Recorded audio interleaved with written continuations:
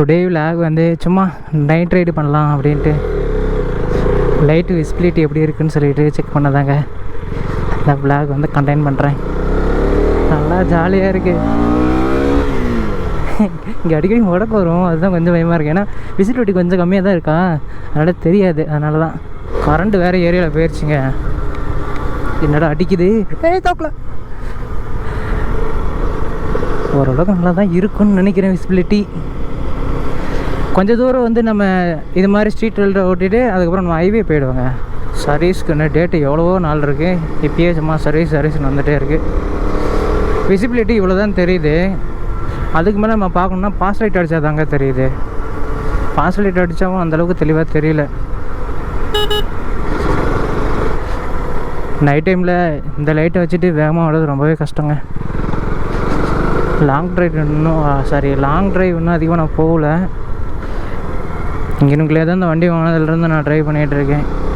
Maybe long drive போனால் ஏதோ ஒரு கொஞ்சம் அட்வான்ஸாக ஃபாக் லைட் வச்சுருவேன். வைசர் வேறு துடைக்க மாட்டேன். ஒரு மாதிரி வைசர் மூணாவே நல்லா சரியாக பார்க்கவே முடியல என்னால். ஹைவே வந்தாச்சு. இந்த லைட்லாம் சுத்தமாக பத்தலைங்க. இந்த பவருக்கு ஏற்ற லைட்டு மாதிரி அவங்க கொடுக்கல. இன்னும் கொஞ்சம் தூரமாக அடிக்கிற மாதிரி கொடுத்துருக்கலாம். இந்த இண்டிகேட்டர் இருக்குல்லங்க, இதை நம்ம ஆஃப் பண்ணவே தேவையில்லையாம். ஒரு 30 செகண்ட் கழிச்சு அதுவே ஆஃப் ஆகிருமா இருக்குன்னு பார்க்கலாம். ஆஃப் ஆயிடுச்சு. டைமிங் செட் பண்ணி வச்சுருக்காங்களாங்க, எனக்கே தெரியாது. நைட் டைமில் நான் வந்து மிரர் போடல. ஏன்னா போடல தான் நினச்சேன். இந்த மாதிரி விளாக் எடுக்கிறோம், கோபுரம் வேறு மாட்டிருக்கோம், நம்ம திரும்ப முடியாதுன்னு நினச்சேன். நைட் டைம் தானே ஒன்றும் பிரச்சனை இல்லை. பின்னாடி வந்து வண்டி வர மாதிரி இருந்தால் லைட் வெளிச்சத்தை பார்த்து நம்ம ஒதுக்கலாம் அப்படின்னு சொல்லிட்டு விட்டுட்டேங்க. இந்த வீடியோவில் பெருசாக எதுவும் இருக்காது. ஒன்லி நைட் ரைடு விசிபிலிட்டி மட்டும்தான். அது மட்டும்தான் கண்டக்ட் பண்ணுறேன். பாருங்க அந்த சைட் லைட் எப்படி போட்டுக்கிட்டு வரான் பார்த்தீங்களா. இப்படி அடித்தா அவனால் சரியாக பார்க்கவே முடியாது. வெறி ஆகிடும் நமக்கே, ஏன்டா அப்படி பாஸ் லைட்டு போட்டுட்டு வரீங்க அப்படின்னு. நேற்று செம்ம கண்டாயிடுச்சு. இந்த சைட்லாம் அவ்வளோதான் 120 போயிட்டு இருந்தேன். அவ்வளோதான் விசிபிலிட்டி. லைட் விசிபிலிட்டியில் இந்த பட்டன் வந்து நைட்லேயும் கொஞ்சம் தெளிவாக தெரியறதுக்கோசரம் அந்த பட்டனில் லைட்டு.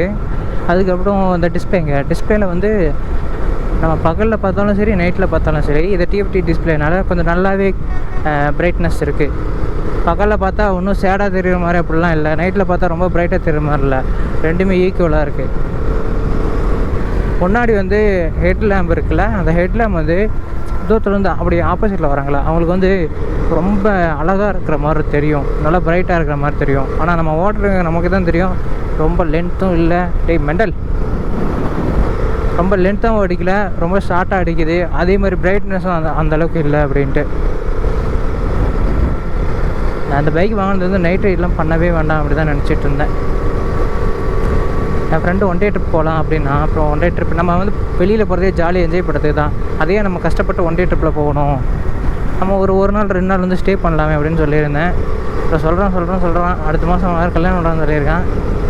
இப்போ என்ன பண்ணணும், கல்யாணம் பண்ணிட்டேன் என் கூட வரக்கூட மாட்டான். இந்த பைக்கில் கொஞ்சம் வீலிங் மட்டும் கற்றுக்கலாம் அப்படின்னு நினச்சிட்ருக்கேங்க. கொஞ்சம் ஹெல்ப்ஃபுல்லாக இருக்குமே அப்படின்ட்டு தான். இப்போ தான் கேமரா எடுத்து பார்த்தேன். இந்த சைடு எல்லாமே பிளாக்காக தெரியுது, அந்த சைடு மட்டும் நல்லா கொஞ்சம் லைட் இருக்கவும் கொஞ்சம் வெளிச்சமாக தெரிகிற மாதிரி இருக்குங்க. கரண்ட் இல்லை, கரண்ட் இருந்தாலும் இங்கே ரோட்டில் நைட் போடலையா, ரோட்டில் வந்து கரண்ட் இருந்து நைட் ரைடு பண்ணால் கொஞ்சம் நல்லா இருக்கும் பார்க்குறதுக்கு அழகாக. இப்போ நான் இருக்கிற சரௌண்டிங்கில் வந்து அந்தளவுக்கு பெரிய ரோடு கிடையாதுங்க. அதேமாதிரி வாழப்பாடி டு சேலம் அந்த ரோட்லேயுமே லைட் இருக்குமான்னு சரியாக தெரியல. நான் 10 வரைக்கும் இல்லாத மாதிரி தான் இருந்துச்சு. இப்போ நான் அந்த ரோட்டுக்கு போனால் நான் இங்கே இருந்து 25 கிலோமீட்டர் போகணும். அது இப்போ போக முடியாது. இப்போ எப்படி பாஸ் லைட் அடிச்சுட்டு வருது மோதேவி. நான் நைட்டில் இருக்கிறதுனால விசிபிலிட்டிக்கு வந்து நான் கேமராவில் வந்து 10 பிட்டு நெக்ஸ்ட்டு 120 fps ரிஃப்ரெஷ் ரேட் வச்சுருக்கேன்.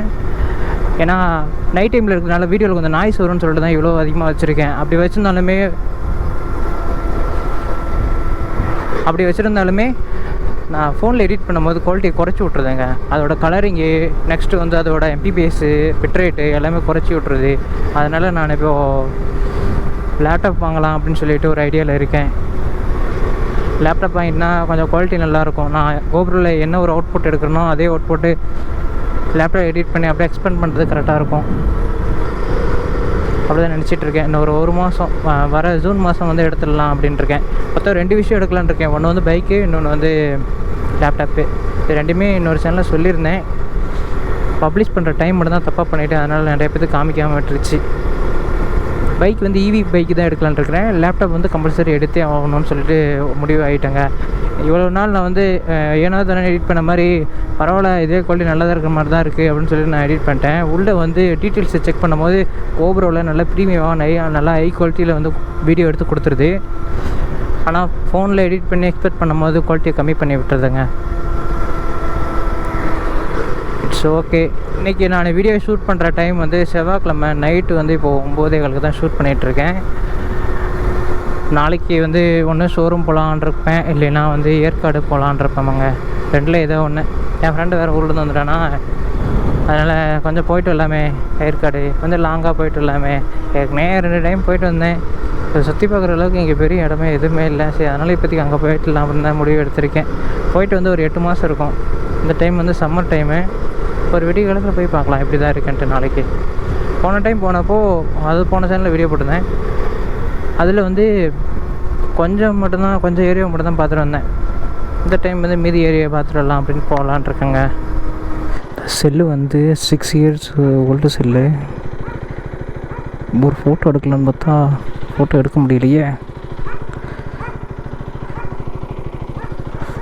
ஃபுல்லாக இங்கெல்லாம் இருட்டாக இருக்குது. கரண்ட் போயிடுச்சுங்க. எந்த பக்கம் பார்த்தாலும் இப்படி தான் வருது. செல்லில் எல்லா வேலையும் முடிச்சுட்டு ஒரு ஐஃபோன் ஒன்று வாங்கிட வேண்டியதான். ரொம்ப மோசமாக இருக்காங்க. நைட் டைமில் இந்த கேமராவில் பிடிக்காத விஷயமே இது தான். எப்படி கிழிக்குது பார்த்தீங்களா இந்த லைட் இருக்கிற இடமும் இங்கே தான். ஆனால் அது பாட்டுக்கு கிழிக்குது. அவ்வளோதான் இந்த விளாகு. நெக்ஸ்ட்டு வந்து இங்கே வாழப்பள்ள முருகங்கள் இருக்குது, அது போகலான்னு சொல்லிட்டு நான் ஐடியா பண்ணியிருக்கேன். அப்படி சப்போஸ் போனோன்னா நான் வந்து வீடியோ எடுக்கிறேங்க. இந்த வண்டியில் வந்து டிஆர் லைட்டு, இப்போ வர வண்டியில் எல்லாமே டிஆர் லைட்டு தான் வரும்.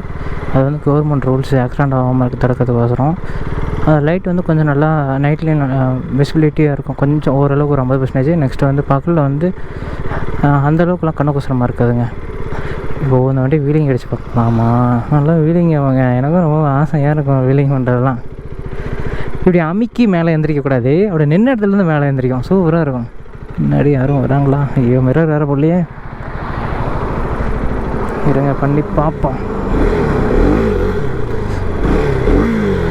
அன்றைக்கி வீலிங் ஆச்சுங்க. ஒரு ஆள் வந்துகிட்டே இருக்கானுங்க. மிரர் இல்லாத போகும் பின்னாடி வருது, யாருமே தெரிய மாட்டேங்குதே.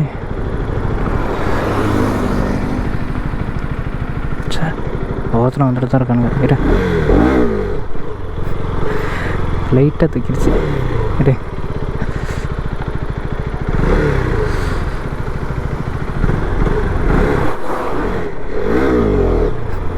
கொஞ்சம் போட்டுருந்தாங்க தூக்குது. நல்லா தூக்குச்சிங்க. இல்லைங்க, யாய் வீலிங் மட்டும் எப்படி வேணும் கற்றுக்கிட்டா நல்லாயிருக்குன்னு நினைக்கிறேன்.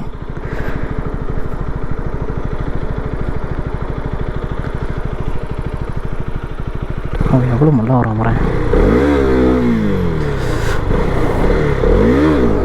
அம்மாடி எப்படி தூக்குச்சு, வேற லெவலில் தூக்குச்சுல.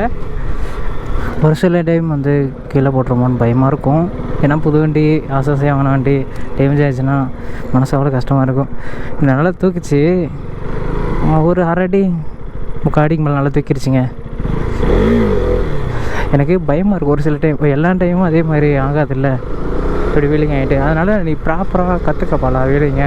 ப்ராப்பராக கற்றுக்கிட்டு சப்போஸ் கீழே ஒரு மாதிரி இல்லைன்னா ரொம்ப மேலே கூட தூக்கிடுச்சுன்னா அதை கண்ட்ரோல் பண்ண உனக்கு நாலேஜ் இருக்கும்ல அப்படின்னு சொல்லி தோணும். சரி கற்றுக்கலாம் அப்படின்ட்டு. ஒரு சில டைம் இது வரை கொஞ்சம் தூக்கம் தூக்குவேன், ரொம்பலாம் தூக்க மாட்டேன். ரொம்ப தூக்கணும் அவ்வளோ ஐயோ கண்ட்ரோல் பண்ணி போட்டு சொல்லி பயமாக இருக்கும். ஒரு சில டைமு வீலிங் வந்து வேகமாக போயிட்டு அதுக்கப்புறம் பிரேக் அடித்த உடனே சஸ்பென்ஷன் அது ஃபுல் லோடும் வந்து முன்னாடி வந்துடுதா. முன்னாடி வரும்போது சஸ்பென்ஷன் வந்து அமுங்கிடுது. அமுங்கிட்டு மேலே ஏந்திரிக்குதுல்ல, மேலே ஏந்திரிக்கும் போது அந்த ஃப்ராக்ஷன் செகண்டில் வந்து ஆக்சிலேட்டர் கொடுக்கும்போது அந்த வீல் வந்து தன்னை போல் மேலே ஏறிடுது. நான் வந்து அப்படியே ஆசைப்படல. இப்போ வண்டி வந்து ஸ்டெடியாக நின்றுட்டுருக்கும்போது மேலே தூக்கணும் குதிரை மாதிரி. அதுதான் எனக்கு பிடிச்சிருக்கு. இப்போ நான் பண்ணது கூட அப்படி தான் ஆச்சு. சரி ஓகேங்க, இந்த வீடியோ இதோட ரன் பண்ணிக்கிறேன். ஒரு சவுண்ட் ஒன்று வருது பாருங்கள், ஊ அப்படின்னு. எதுக்கு தான் அப்படி வருதுன்னு தெரியல. இந்த சர்வீஸ் விட்டத்தில் இருந்தால் அப்படி வருது, சேண்ட் சர்வீஸு. ஐயோ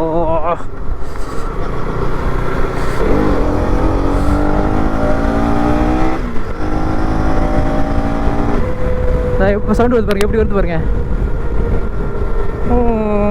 அப்படின்னு வருது. நல்லா இருக்கு.